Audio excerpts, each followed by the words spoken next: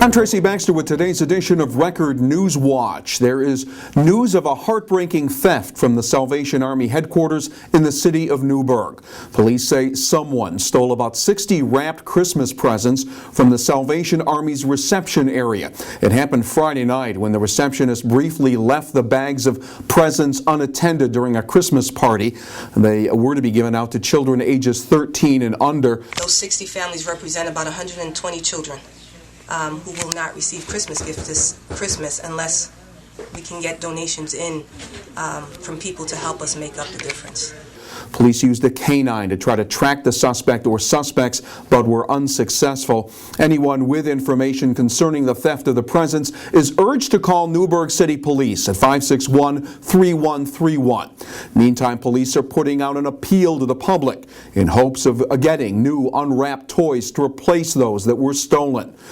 They can be dropped off at the Salvation Army headquarters at 234 Van Ness Street, and their phone number is 562-0413. On a brighter note, hundreds of Middletown area families will have toys for their children and the fixings for a holiday meal, courtesy of the Middletown Salvation Army's annual Christmas drive. Today, toys and food were given out to those who met the Salvation Army's eligibility requirements. The organization depends on local businesses and volunteers to assist them in buying the items that were on the wish lists of children from low-income families. Salvation Army officials say the poor economy brought more of the working poor to their door in search of helping hands for the holidays.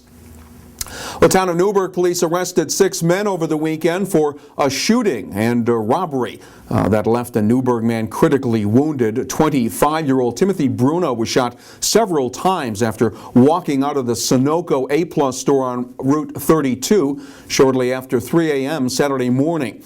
A town police officer on patrol heard the gunshots and was able to box in a driver who was trying to flee the scene. Backup officers were able to round up 6 suspects. They've been identified as Newburgh residents Dominic Robinson, Arthur Arzola, Xavier Pagan, and James Post, as well as Ramon Angulo of Cornwall and Jose Zavala of New Windsor. Police say they stole a gold chain from Bruno, who was then shot while trying to run away. Bruno is in serious condition at St. Francis Hospital in Poughkeepsie. Meantime, the search is on for 2 men following a home invasion robbery in Cornwall Saturday night. Town police say the men, one of them armed with a handgun, forced their way into the home on Mount Airy Road. They drove off with about $1,100 after assaulting the occupant and tying him up. The victim was treated and later released from St. Luke's Cornwall Hospital. Police have filed charges against the driver responsible for the rollover 3-car crash on Broadway in the city of Newburgh Friday night. Jose Soto of the hamlet of Wallkill was charged with driving while ability impaired by drugs, as well as speeding and reckless driving. Officer John Genero says it happened at the Lake Street intersection, bringing area traffic to a standstill. 4 people were taken to the hospital with complaints of pain. No obvious injuries that we could see. 4 people were injured in the crash, none of them seriously. Well, you may be spending more on gifts this holiday shopping season. You are definitely spending more to get to the stores and the malls. As of Sunday, gas prices in New York State were on average more than 42 cents per gallon higher than the same day a year ago.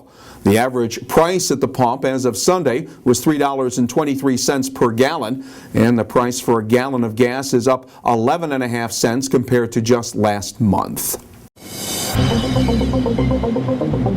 It should be all quiet on the local weather front for the next couple of days. Tomorrow, the first official day of winter, will be partly sunny with temperatures reaching the low 30s.